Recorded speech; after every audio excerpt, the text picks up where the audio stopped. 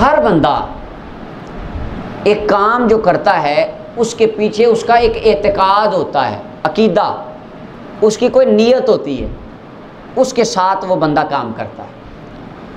अब क्या पुकारना ये शिरक ही होता है? और तदु और यादू का माना क्या है, ये कुरान की आयतों से मैं अर्ज़ करता हूँ। अब आप मुझे एक सवाल का जवाब दें। एक बंदा अल्लाह ताला को मानता है या नहीं मानता, फ़र्ज़ कर लें वो मानता है अल्लाह, लेकिन साथ वो अकीदा रखता है कि ये जो मूर्ति मंदिर में खड़ी है, ये मूर्ति के अंदर भी ताकत है, अल्लाह चाहे या ना चाहे ये मूर्ति और ये बुत मेरी मुश्किल हल कर सकता है, मेरी मदद कर सकता है, मेरी बीमारी दूर कर सकता है, मुश्किल वक्त में मेरे काम आ सकता है। एक बंदा ये अकीदा रखता है, सारी ज़िंदगी एक बार भी वो उस बुत को मदद के लिए ना पुकारे, लेकिन अकीदा रखता है कि ये बुत काम कर सकता है सारे। आप मुझे बताएं वो बंदा अकीदा रखने वाला जन्नत में जाएगा या जहन्नम में? बोलना तो सही। जहन्नम में क्यों जाएगा? उसने तो सारी ज़िंदगी कभी बुत को पुकारा ही नहीं। लेकिन आप कहेंगे चूँकि अकीदा वो रखता था कि बुत कर सकता है अल्लाह के अलावा कुछ, और ज़ाती तौर पे उसके अंदर ताकत है, ज़ाती तौर पे कुदरत है, पावर है, इस अकीदे की वजह से वो जहन्नम में चला जाएगा।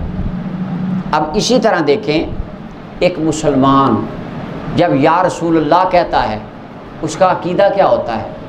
उसका अकीदा ये बिल्कुल नहीं होता कि मैं रसूलुल्लाह सल्लल्लाहु अलैहि वसल्लम का नाम ले रहा हूँ, मौला अली का नाम ले रहा हूँ, गौस पाक का नाम ले रहा हूँ, उनका नारा मार रहा हूँ, अल्लाह के अलावा उनके अंदर को ताकत को कैपेसिटी को पावर है। नहीं, मोमिन बंदे का अकीदा ही होता है ये अल्लाह ताला की कुदरत का मज़हर है।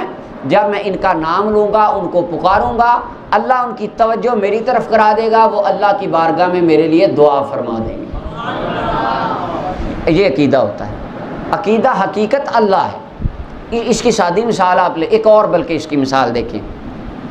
हमारे कोई दोस्त कहते हैं नहीं नहीं नहीं, पुकारना तो पुकारना ही होता है ना, ये पुकारना ये शिरक है बस। ठीक, इसके ऊपर एक सवाल मैं आपके सामने मज़ीद रखना चाहूँगा। अल्लाह के नबी यूसुफ़ अलैहिस्सलाम को उनके भाइयों ने सजदा किया, उनकी वालिदा और उनके वालिद सैयदना याकूब अलैहिस्सलाम ने भी सजदा किया यूसुफ़ अलैहिस्सलाम को। आप बताएं कि यूसुफ़ अलैहिस्सलाम को जो सजदा किया था उनके भाइयों ने, वो सजदा ऐने ईमान था या इसके अलावा शिरक था? वो ऐने ईमान था।